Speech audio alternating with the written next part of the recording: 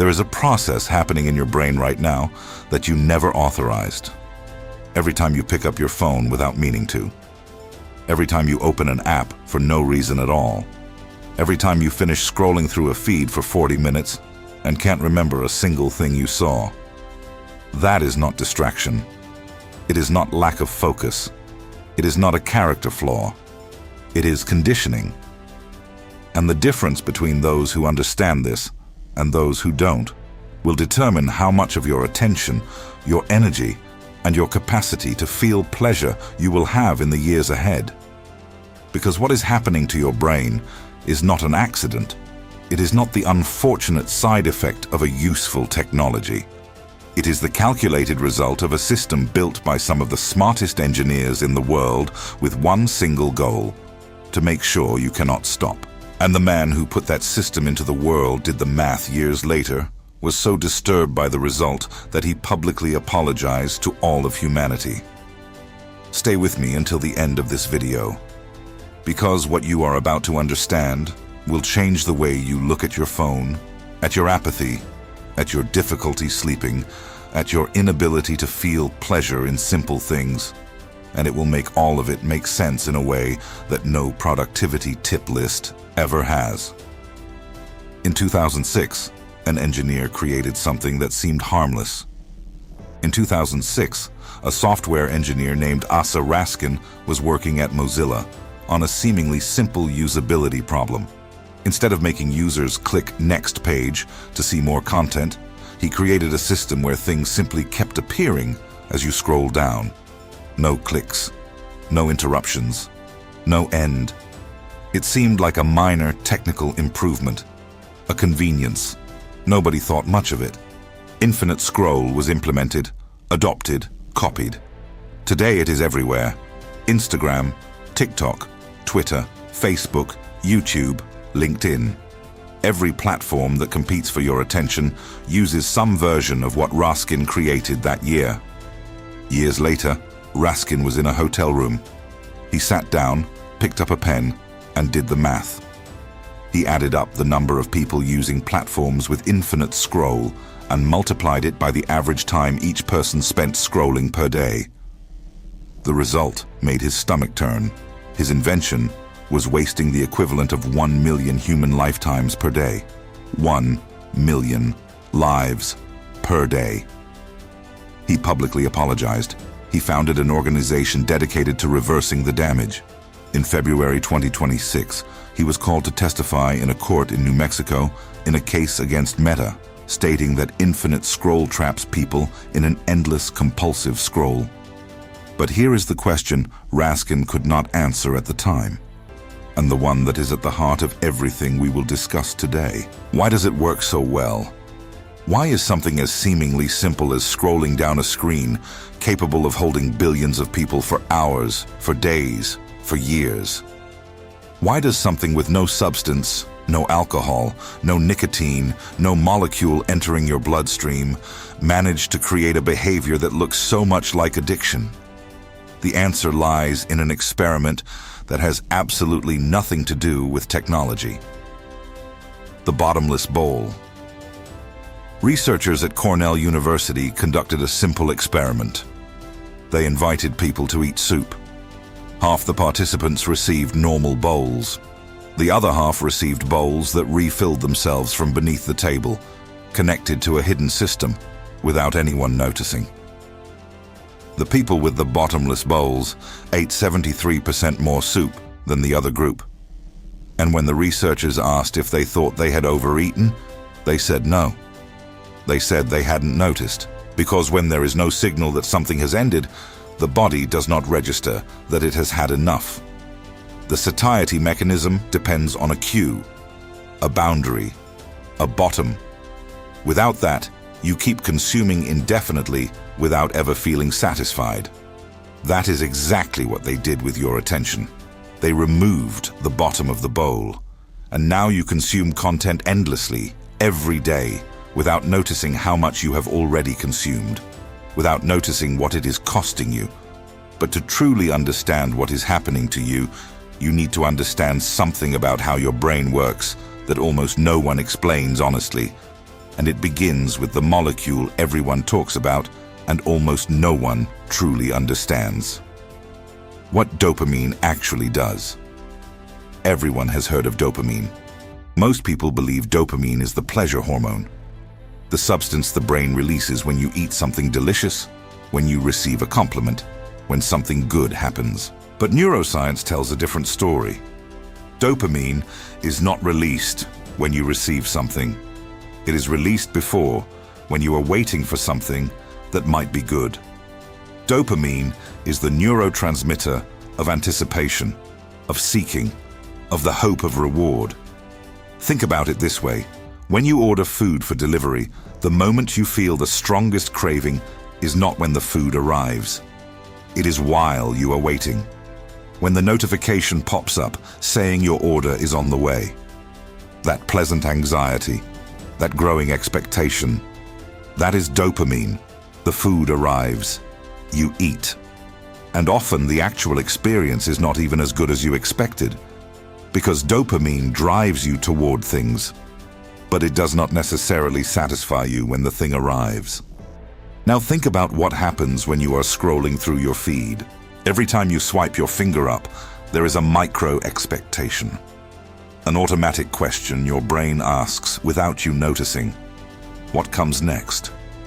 Sometimes something catches your attention. Sometimes you go 10 minutes without finding anything interesting.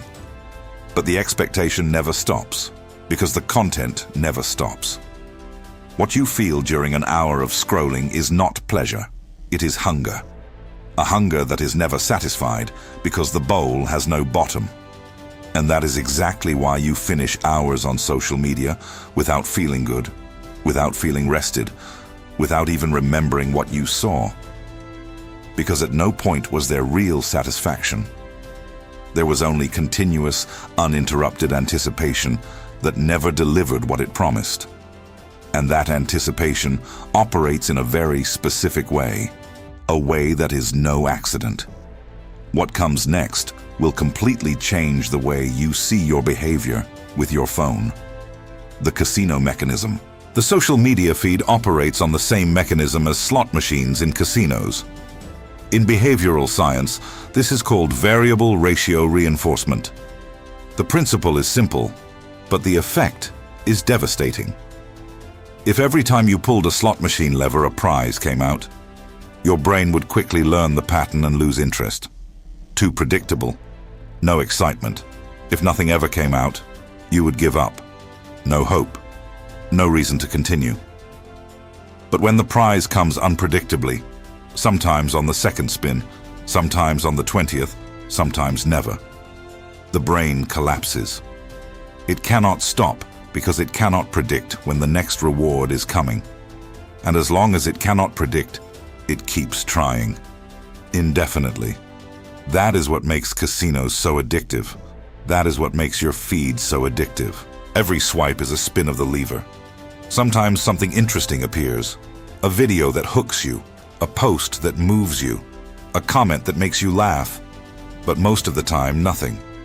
And yet you keep going. Because maybe the next one, maybe the one after that. This is not weakness. This is a neurological response to a reward system specifically designed to exploit a mechanism the brain did not evolve to resist. And what this does to your brain over time is not metaphor. It is documented in controlled studies. The silent damage. Research using neuroimaging shows that heavy social media use is associated with structural and functional changes in the brain. One of the most consistent findings is a reduction in gray matter in the prefrontal cortex of heavy users. Let that sink in.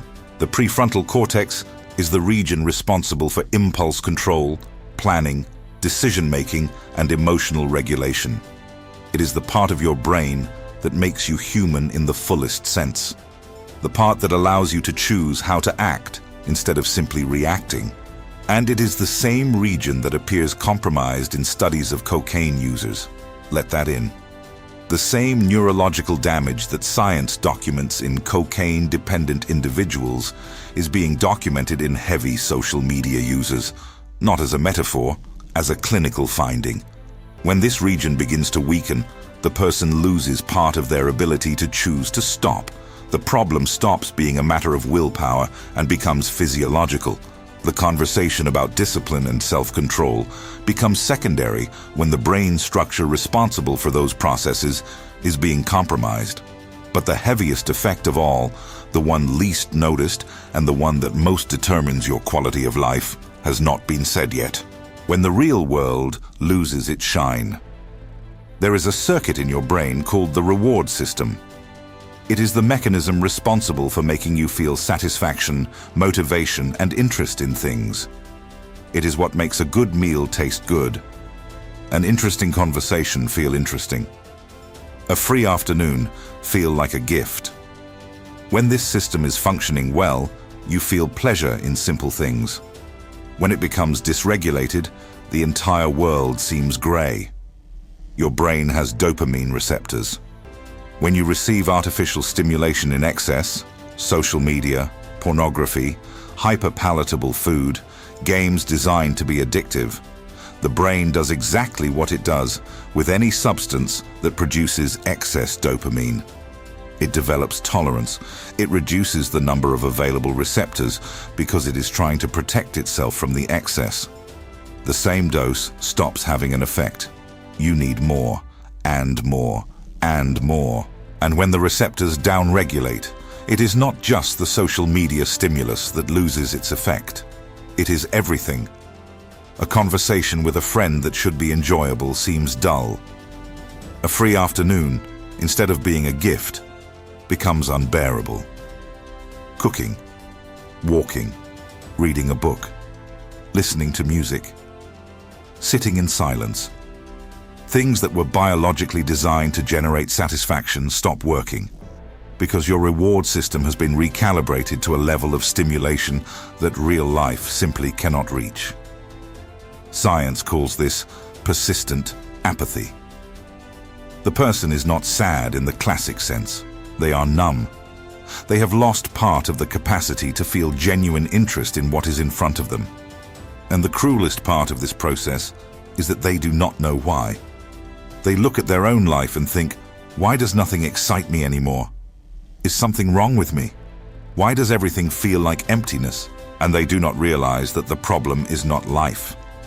The problem is that their brain has been desensitized to the point of no longer registering what real life has to offer. This is what is most commonly seen today.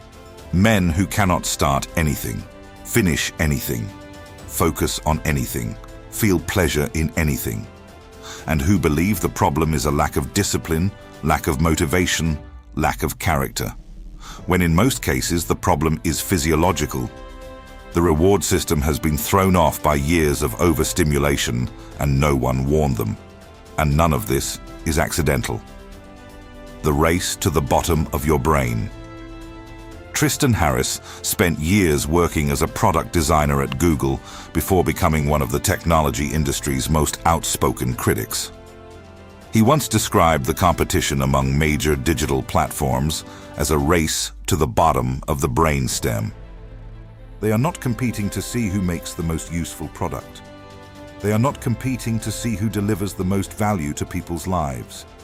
They are competing to see who can activate the most primitive and automatic parts of your brain. The parts that react before you think. The parts that do not pass through any rational filter. The entire business model depends on one single thing: that you do not stop. Every second you spend without stimulation is registered as an engagement problem to be solved by a team of engineers in Silicon Valley. Notifications arrive at variable times, not fixed ones, because variable timing creates more anticipation. Autoplay starts the next video before you decide whether you want to watch it, because a conscious decision would often be no. The feed learns what activates you: anger, curiosity, outrage, desire, and feeds you more of it. You even believe you are browsing, that you are choosing what to watch, what to consume, where to go. But you are being navigated. The South Korean philosopher Byung-Chul Han calls the era we are living in the burnout society. The violence against you no longer comes from the outside. No one forces you to pick up your phone. You pick it up yourself. You exploit yourself, exhaust yourself, numb yourself, and still believe you are making a free choice. When in reality, you are reacting to a system that was meticulously designed so that you would not notice what is happening. The cage has no bars. It has a scroll. And the result of this at scale is what we are seeing now. An entire generation of men physiologically numbed to the real world, addicted to a stimulation that does not nourish, unhappy without understanding the cause, wasting hours of their lives every day on something that by the next day is no longer in memory. You don't even remember what you saw. But there is something you can do, and it is not what you are expecting. What changes when you understand the game? I am not going to tell you to delete your social media. That is simplistic and does not touch the root of the problem. What needs to change before anything else is understanding? Because when you understand the mechanism, you stop blaming yourself and begin to see the system. And seeing the system is the first step toward no longer being controlled by it. First, understand what you are feeling. That apathy, that difficulty concentrating, that sense that nothing excites you anymore, that inability to feel pleasure in simple things, that difficulty sleeping. This is probably not a flaw of yours. It is not weakness. It is not a lack of discipline. It is the predictable and documented result of years of overstimulation within a system that was designed to keep you trapped. Recognizing this is not an excuse. It is a diagnosis. Second, begin creating deliberate moments without stimulation. It does not have to be meditation. It does not have to be a spiritual retreat. It needs to be simple and consistent. You wake up and do not reach for your phone in the first few minutes. You sit down to eat and eat without a screen. You go to sleep and put your phone down at least 30 minutes before. It seems like little because it seems like little.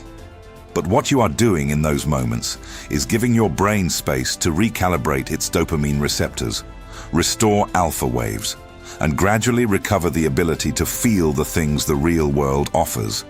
Not in days, in weeks, in months. The damage was accumulated over years. Recovery also takes time, but it begins with the decision to create space. Third, pay attention to how you feel afterward. After a real conversation with someone, how do you feel? After a workout, how do you feel? After finishing something you started, how do you feel? Now the question that matters. After an hour of scrolling through your feed, how do you feel? If the honest answer is empty, irritated, worse than before, you already have the most important data point. Your own body confirming what science documents. This is not doing you good. And maybe the problem was never that life is boring. Maybe the problem is that someone stole your ability to feel it, and you helped, without knowing, by holding that bottomless bowl every day and consuming soup without end. The capacity to feel life is still within you. The reward system has not been destroyed. It has been desensitized, and desensitization can be reversed. But the reversal begins with something no algorithm can provide. It begins with you deciding to stop. If this video made sense to you, send it to someone you feel needs to hear this. Not because you want to impress anyone, but because sometimes the most important person in your life is trapped in that bottomless bowl and still does not know the name of what they are feeling.